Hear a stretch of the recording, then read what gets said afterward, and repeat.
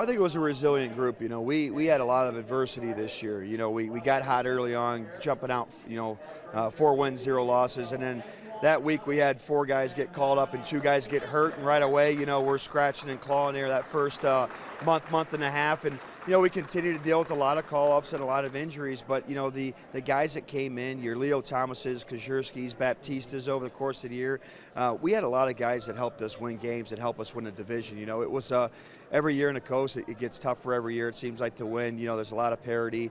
Every night you're getting every team's best game, so it's tough to win on a regular basis. And again, for us, we didn't have any long losing streaks this year. We only lost once. We had a 3-game losing streak, and other than that, there was no losing streaks, and we put together a couple really good runs. The playoffs were special. Obviously, we were a resilient group, and you've seen that, going down 2-0 against Cincinnati. That was a special run there. And, we won 8 out of 9 playoff games in a row, but then we ran to the defending champs, and just some of the mistakes that we were making throughout the year kind of caught up to us in that series. Yeah, you took another step by getting to the conference finals this year, so obviously that's a positive going forward. What do you take from that experience that, obviously you want to make it another round?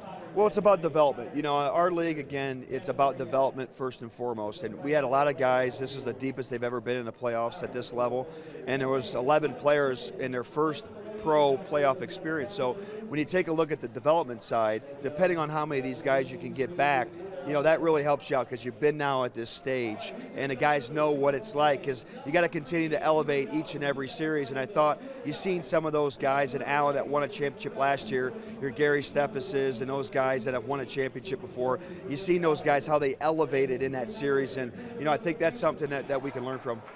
After seeing another level of the playoffs, does it change or tweak anything that you guys are doing in the offseason in terms of identifying players, or will you have a slightly different approach in what you're trying to identify when you sign players this offseason? Well, I think the number one thing is character. We got to have good character guys that want to get better.